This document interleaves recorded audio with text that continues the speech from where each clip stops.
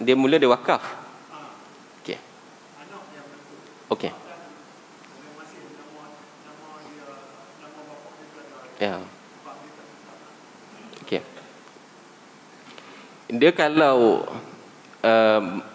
soalan ni tadi berkenaan dengan orang tua yang melakukan wakaf tanah, dan dalam geran tanah tu ada nama anak, macam tu.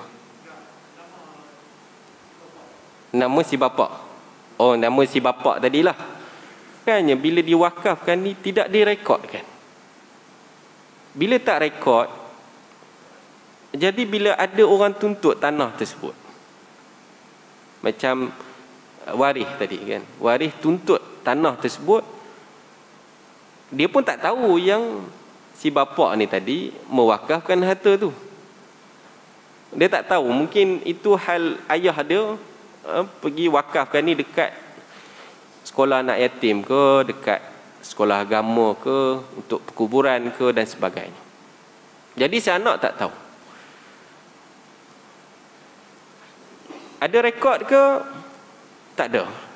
Sebab cakap mulut saja. Sebab cakap mulut. Dia berlaku antara dua lah. Sama ada, sebab sekarang ni, kalau sekarang ni walaupun kita wakafkan kepada sekolah agama, kita wakaf kepada masjid dan sebagainya, mesti kena daftar dekat siapa? Dekat Majlis Agama Islam. Pemegang sebagai pemegang amanah. Tetapi siapa yang menjalankan tugas tersebut, siapa yang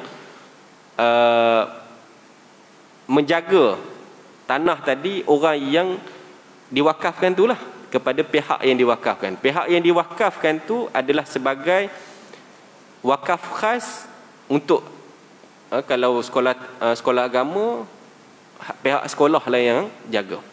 Tetapi siapa yang diamanahkan untuk penjaga induk dia majlis agama. Jadi kalau berlaku macam tu, dia dah ada rekod lah untuk sekarang ni. Tetapi hak lama-lama ni dia tak ada rekod. Mungkin boleh jadi bagi pinjam, mungkin boleh jadi bagi tumpang. Hak si anak ni tadi ingat, mungkin boleh jadi saja nak bantu buat sementara waktu. Bila tak ada rekod tersebut, maka banyaklah tanah-tanah wakaf ini statusnya tidak jelas. Status dia tak jelas. Bila nak rekod semua, banyak tanah wakaf tu banyak, terutama di Pening. Pening banyak tanah wakaf. Sampai kan depo pun tak dan nak rekod semua.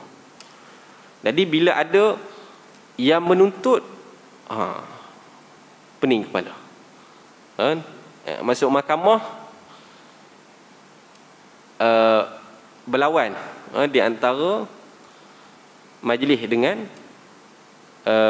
penuntut ni tadi. Jadi macam tu, jadi macam mana? Hak ni yang konflik sampai sekarang ni lah. Konflik sebab berlaku ketidakjelasan kat situ, terutamanya melibatkan tanah-tanah wakaf yang hak lama ni. Kita tak tahu apa sebenarnya status dia, melainkan saksi tu dia masih hidup sampai sekarang lah. Maknanya dia bagi tahu yang betul ayah dia wakafkan tanah ni. Mana surat? Ni surat dah. Surat guna tulisan tangan dah. Guna tulisan tangan. Jadi kalau dalam keadaan macam tu, kalau tak jelas, dia mudah dicabar lah. Maknanya kalau mudah dicabar, asal dia harta tersebut tidak diwakafkan lah. Maknanya sebab geran tanah kan, asal dia geran tanah tu adalah nama pemilik ayah dia. Berlaku tak pindah milik? Berlaku pindah milik sekiranya ada bukti pindah milik tu berlaku. Transfer tu berlaku sekiranya ada bukti. Kalau bukti tak jelas, pergi balik kepada hukum yang asal tadi lah. maka hukum yang asal tadi pemiliknya adalah bapa tadi. Jadi kesalahan tak kepada waris untuk tuntut, kalau ikut satu seginya tak salah lah. Kan tak salah lah untuk dia tuntut. Sekiranya memang tak ada rekod yang jelas. Dan hal tersebut memang berlaku. Ya, bila kita kat universiti ni, kita buat jugalah pasal kajian-kajian berkenaan dengan wakaf ni. Bila kajian pasal wakaf ni, memang konfliknya antaranya adalah tu. Tanah-tanah ataupun aset-aset wakaf yang tidak direkodkan. Sebab yalah, kalau kita pergi majlis pun staf tidak ramai. Bila tak ramai ni, dia mengambil masa lah untuk melakukan kemaskini dan sebagainya tu. Kalau di Perlis rasanya tak ada masalah kot. Di Perlis ni kurang apa ni, kes-kes macam tu.